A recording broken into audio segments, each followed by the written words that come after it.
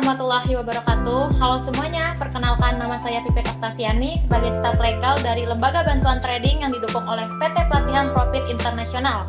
Oke, di sini saya akan menjelaskan mengenai investasi ilegal dan permasalahan hukum yang ada di Indonesia.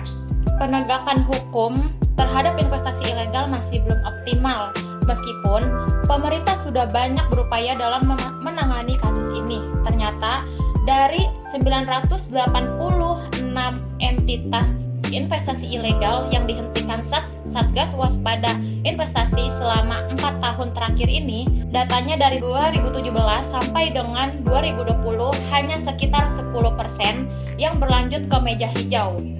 Dari data tersebut, umumnya investasi ilegal yang ditawarkan dengan imbal hasil yang tinggi diikuti tanpa resiko dan legalitas izin usaha dalam menawarkan investasi tersebut tidak dimiliki entitasnya ataupun entitasnya memiliki legalitas namun tidak sesuai dengan izin usahanya. Beberapa kasus yang cukup populer seperti kasus Pandawa Group, terus juga ada Cakra Buana Sukses Indonesia dan Dream for Freedom. Ketiganya sama-sama menawarkan investasi dengan imbalan hasil yang tinggi dan tanpa izin usaha. Kegiatan investasi ilegal ini menimbulkan ratusan ribu korban, juga kerugian hingga triliun rupiah. Hukumannya juga telah dijatuhkan kepada perusahaan-perusahaan ilegal ini. Adapun upaya penegakan hukum merupakan bagian penting dalam pemberantasan investasi ilegal.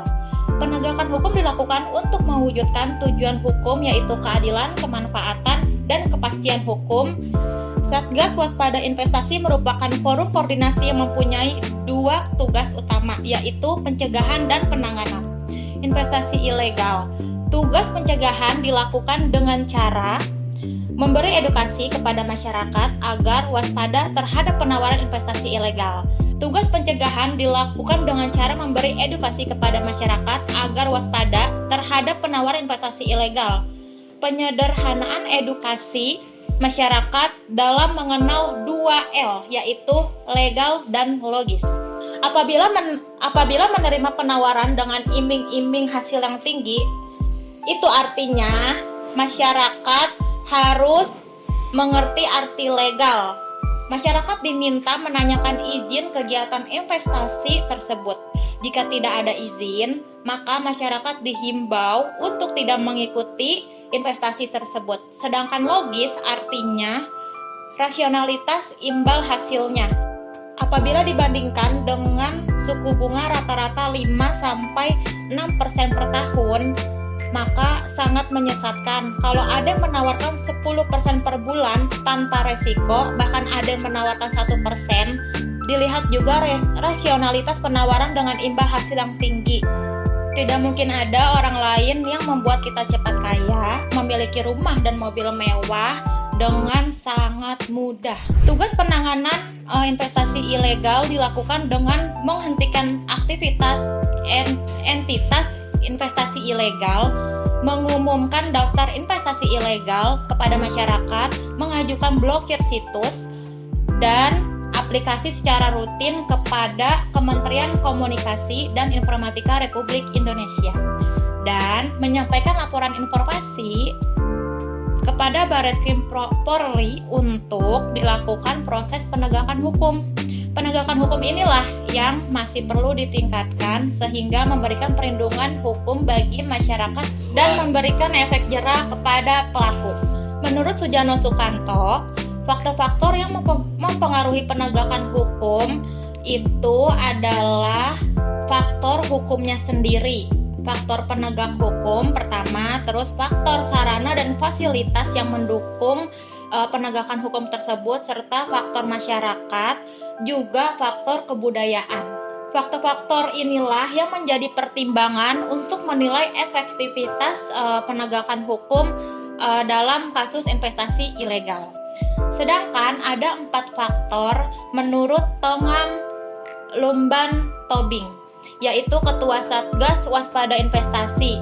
Yang pertama faktor pelaku, yang kedua faktor korban, yang ketiga faktor perangkat hukum, serta faktor penegak hukum.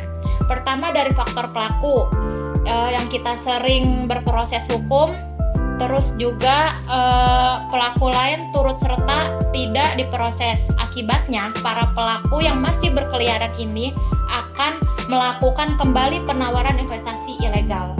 Yang kedua, faktor korban. Penegakan hukum sering terkendala karena faktor korban yang banyak tidak melapor kepada penegak hukum. Alasannya karena malu sudah tertipu, juga karena kerugiannya yang kecil, serta diteror oleh pelaku yang masih mengharapkan imbal hasil, takut uangnya tidak kembali. Sedangkan faktor ketiga, dari perangkat hukum sendiri.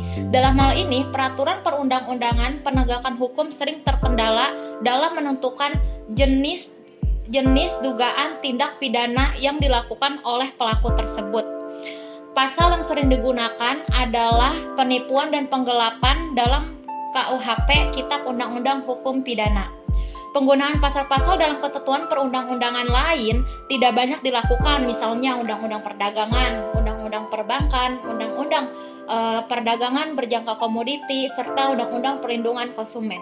Yang keempat, yaitu faktor penegak hukum. Penanganan perkara investasi ilegal belum merupakan prioritas aparat penegak hukum. Tindak pidana umum lebih diutamakan karena banyaknya perkara yang ditangani. Pertimbangan lain adalah bahwa biaya penegak hukum tidak sebanding dengan kerugian yang diderita oleh korban. Keberhasilan memberantas investasi ilegal di Indonesia sangat dipengaruhi oleh adanya penegakan hukum yang optimal. 4 faktor inilah sangat menentukan keberhasilan penegakan hukum di Indonesia dalam memberantas investasi ilegal. Penawaran investasi akan tetap marak apabila penegak hukumnya lemah. Peran serta media online dan menyuarakan penegakan hukum terhadap investasi ilegal juga sangat diperlukan agar masyarakat bisa lebih hati-hati dalam memilih investasi. Keberadaan lembaga bantuan trading inilah yang sangat dirasakan manfaatnya.